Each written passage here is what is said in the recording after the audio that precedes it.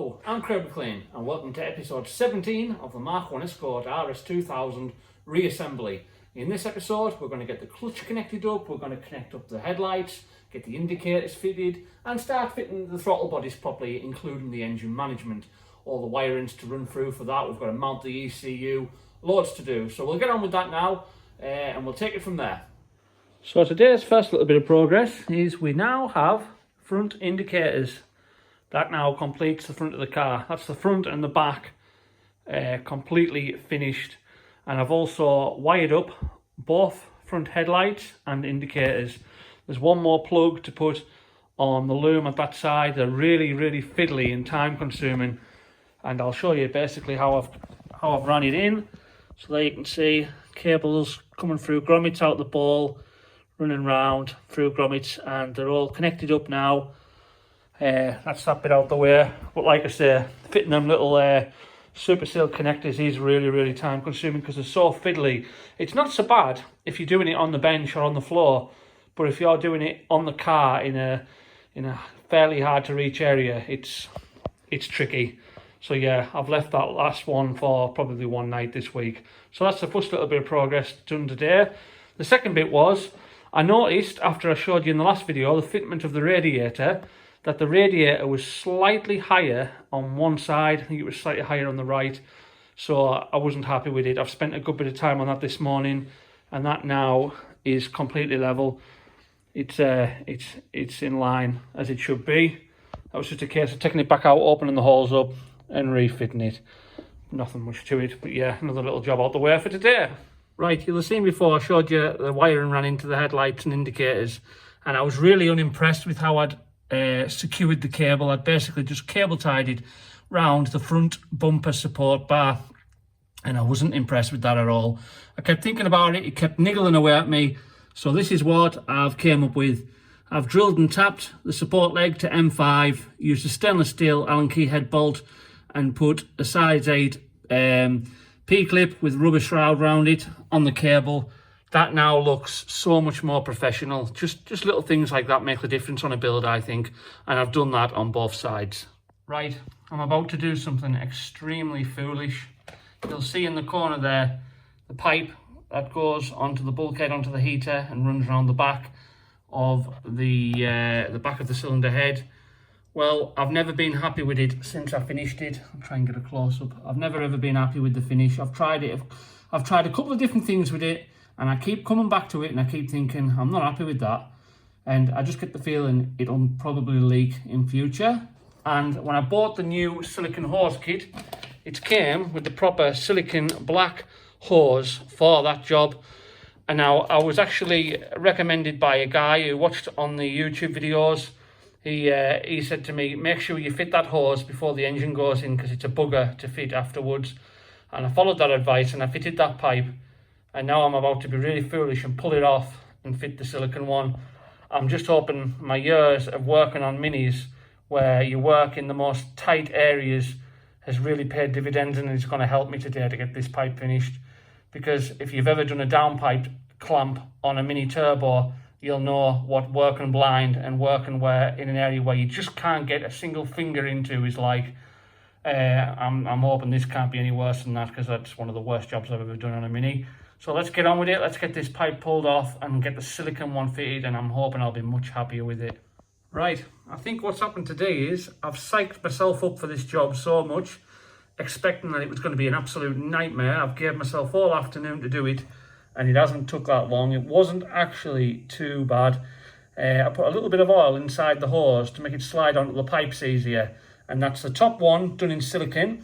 And that goes now inside the car, rather than just finishing flush with the bulkhead. That pipe now runs inside the car, around 8 to 10 mil. I can't get it to go inside anymore because the pipes in the heater then take a sharp incline upwards, and I can't get the pipe obviously to go around the corner. So there, that's gone in as far as it can. And the bottom pipe I fitted, that's the one facing downwards obviously, is around about 15 mil inside the car. And what the plan with this is, rather than doing it all in rubber pipe, I'm going to make up some steel pipes or stainless to come from here with a 90 in, across, and then bend down to where they need to for the oil cooler, and then just have rubber joiners, and I'll make little tabs to come off the bolts, weld it onto the pipe, or P-clips if it's copper pipe, if I can't get any steel or stainless, and I'll do that in solid pipe so that it's all fixed nicely, and all you have is the joiners at the end. It'll be nice and neat. I'm going to do the same at the front underneath the radiator for the return line from the oil cooler back to the bottom hose. I'm going to do that in solid line as well, all fixed, and just a couple of silicon joiners. So I'm really pleased to get that out of the way. For the first time, I'm now happy with how that fits. The top one, like I say, it wasn't as bad as I was expecting. It did slide onto the pipe behind quite easily. And then I'd positioned the Jubilee clip in a position where I could easily get to it with a spanner to tighten it up. And now that's all done up, and I can forget about that now. That's now sorted, and I don't think that'll give me any issues in future now, whereas before I'm fairly convinced I would have had issues. But I've changed it now, and hopefully that is that resolved. Hey, we now have a fully functioning Go pedal. That's the first of the 3 pedals connected up. Yeah, that was a quite nice, easy job actually. It was just a case of cutting the outer sleeve of the accelerator cable down to length, feeding the cable through, fitting the solderless nipple, and that's it done. Another little job out the way. Probably shouldn't have connected it up already, because these throttle bodies are going to be coming on and off a few times. But what can I say? I just couldn't bloody help myself. Right, if I'm going to start fitting these throttle bodies properly now, what I need to do is I need to get everything mounted, every sensor, every item in its place, and then I can then run the loom in between all them items nice and neatly. And one of the first things to mount is the ECU. It's not going under the bonnet, it's going under the dash. And one thing that really annoys me about all ECU manufacturers is they never ever make the ECUs mountable. They never leave a little mounting pegs or anything on them like that, or any way of actually mounting them to a part of the car. They all do the same. It's not just Ormex. Pretty much every ECU I've ever looked at hasn't had a bracket. So that is exactly what I'm going to start doing now. I'm going to make a bracket. And this is getting mounted under the dash. I'll make the bracket and I'll show you exactly where I've got in mind to mount this. And here's our bracket. The front section that clamps round the Ormex unit is just made out of 1mm mild steel. And then the standoff bracket is made out of 2mm steel, something a bit more substantial. And the two are spot welded together. So I'll show you it now with the Ormex unit fitted inside it. And then I'll show you where I've got intended for this to mount. And there we go. That's a nice light interference fit just to grip the ECU unit. And yeah, I'm really happy with that. I just need to now get the bracket fitted. I'll let you see it fitted in place, and then I'll take it back off and do the usual of priming and satin black before fitting it properly. But yeah, really pleased with that. Would have saved a bit of time if the Ormex unit came with a bracket. But it is what it is. There is brackets available on eBay, I noticed, to hold these units. They're about 20 odd quid up to anywhere near 40 odd quid, depending on the quality you want. The 40 odd pound ones look really nice in, kind of aluminium, built to a nice standard, but a little bit much for, I'm thinking that's a bit much for a bracket. And the plastic ones at 20 odd quid just look crap. So I thought, I've got the gear here, fabrication is something I quite enjoy, so why not make my own? Anyways, I'll get this fitted now and show you exactly where it's going to be fitting. And there we go. That's it mounted in place. That's just mounted on the 2 lips on the front of the pedal box. And the reason why the bracket had a little standoff was so that when the pedals are in their maximum position, so if you imagine if that pedal's completely flat to the floor, which in reality is never going to happen, but if it was, it's just to ensure that there's a good clearance between the pedal and the back of the ECU, so that the ECU does in no way compromise the safety of the pedal box.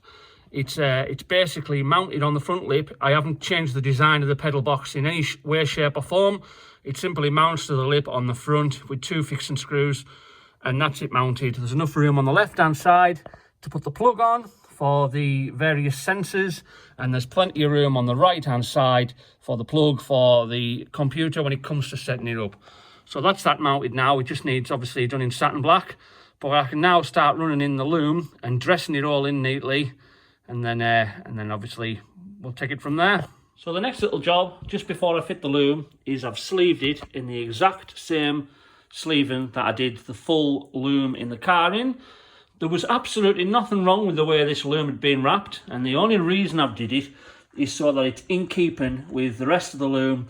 It all looks part of the same system rather than it looking mix and matched.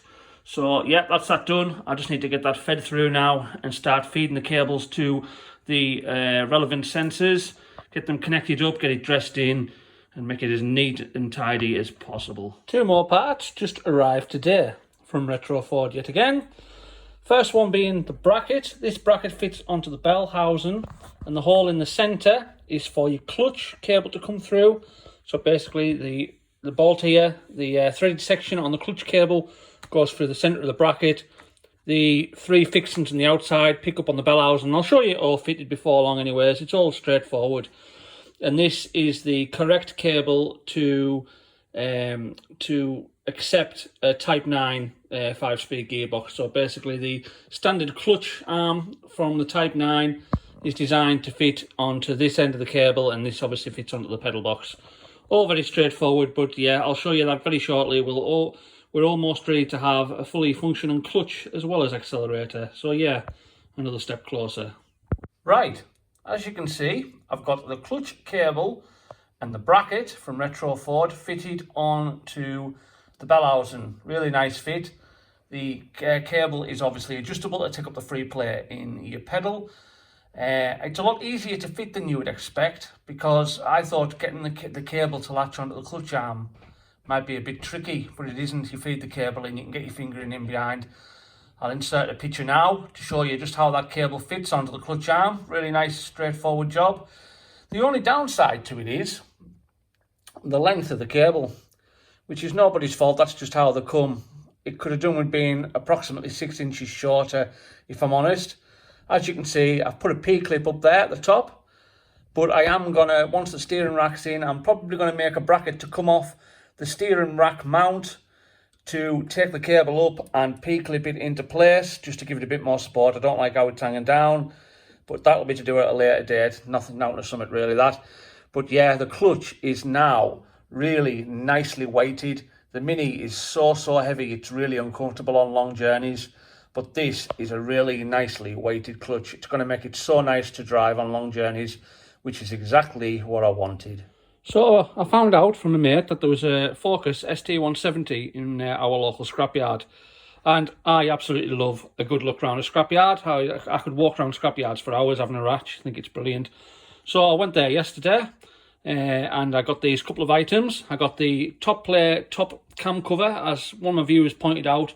It's been niggling in the back of my head for a long time that my cam cover was all scuffed, because on the other one, on top here, there was like a white liquid had been spilt on it, and no matter what I tried, it would not wash off.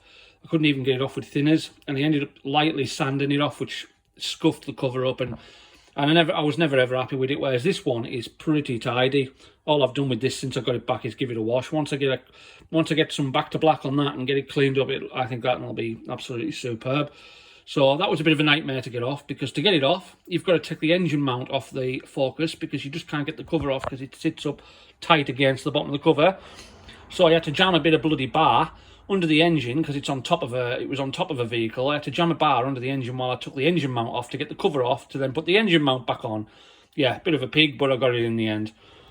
And then I got the fuel inertia switch on the left there. That came from a Ford Fiesta. Thankfully, my mate, who worked in a Ford dealership for many years, knows exactly where these were, so it wasn't a case of having to ratch for it. He knew exactly where that was. So I got that. Now, I understand that the Omex engine management, because I'm going to be using that to power the fuel pump, that may also shut down the fuel pump in the event of an accident. But I probably will still fit this as well, just as an additional precaution. And I also got the 4 injectors off it. I know a lot of you will be thinking, why are you fitting second-hand injectors to a nice fancy new engine management system? But I'm trying to think of ways I can try my best to cut down on cost a little bit, because it is getting a little bit daft. These injectors were fitted to a car that drove into the scrapyard, so I know they do operate. And at the end of the day, if they fail 12 months down the line, 6 months down the line, you know, they're not a massively expensive part to buy new, and they're a piece of piss to change. So I'm not too worried about that. I decided just to go with it. I've cleaned them up. They've come up great. I'm going to fit them today. So yeah, just a couple of parts I've got from our local scrapyard. Right, a couple of little bits of update. I've now got all 4 injectors fitted, all 4 injectors connected up. Now, I'm aware that the wiring loom is probably supposed to run along top of the throttle bodies, and the plugs on the injectors normally face upwards, so you run your loom along the top of here. I decided I wanted the loom hidden, and I've actually run it underneath the throttle bodies, which has caused a couple of issues because the plugs on the injectors are slightly too short, but I've managed with P-clips to route the loom in a way that each plug now comes off the injectors underneath and has slack, so they're not pulled tight at all. And as you can see there, they're all marked up with the injector numbers as well. So that's another little job done today. They're all loomed in properly now, the injectors are fitted properly, and the fuel rail is fitted properly. And I've now got the new top cover fitted, bit of back to black on it, and that one is more or less absolutely mint. It's so much better than the one I've just took off. So that's another little bit of progress as well. So yeah, I've got quite a good bit of wiring to get on with underneath the dash. Been putting it off, but I'm gonna have to start concentrating on it soon. But yeah, that's probably as far as I can go under here for now. And the next bit of progress is the ECU under the dash is now fitted properly. The bracket is being done in satin black, and I've also spot welded on a little bracket onto the bracket to take the relay unit and fuse unit for the ECU. The cables come off at the right point, so it makes sense to add it to the ECU bracket. So that's now all connected in properly. There's some of the wires hanging down that I need to connect up there from the ECU for things like your rev counter, switched live, etc, etc. They all need loomed in next and connected. But I said I wasn't going to concentrate on wiring, and I'll stick to that. I'm not going to bore you anymore with wiring, but that's just something I need to be getting cracking on with in the next week or so. So this lot here might just give you a little bit of an idea of what's coming in the next video. I've been putting this off for far too long. It's time to get stuck in and get that back end ready to be put down on its wheels. But you'll see that in the next video. Well guys, that's it for this episode. As you've probably just seen at the end of the video, you'll probably get an idea of where we're going next. I've been putting off the rear axle for long enough, quite simply because when it comes to building the rear axle up, in particular setting up the diff, all the backlash, all that kind of stuff, it's not something that I've really done before. I tend to shy away from gearboxes and diffs, if I'm honest. I know that maybe sounds a little bit odd when I take on all the stuff that I do. You know, bodywork doesn't faze me, fabrication welding, I love it. Fitting my own windows, a lot of people shy away from that, but that doesn't bother me. But for some reason, I've just got a bit of a mental block, I think, when it comes to gearboxes and diffs. I just don't like it. There's that many things that you need to know, and there's that many specialist tools that you need to have, that I've always shied away from that kind of stuff. So it turns out I'm going to get a company that GS Escorts use to build my diff up for me, so I know it's absolutely bang on. They do it all the time, and you know, I know it'll be right. It'll be better than I would get it anyways, that's for sure. So yeah, I'm going to leave this video here. Thanks very much for watching, guys. Tune into the next episode if you want to see the rear axle and diff assembly, etc. all being built up in preparation for getting it down into wheels. That's the next big milestone. I need to get the axle in because I need to get all the measurements for the offsets for the rear wheels in particular, so that I can then send them measurements to Image Wheels and get my wheels you know, exactly the right offset, everything as it should be, and then all the wheels will sit really nicely in the arches. We'll have nice gaps.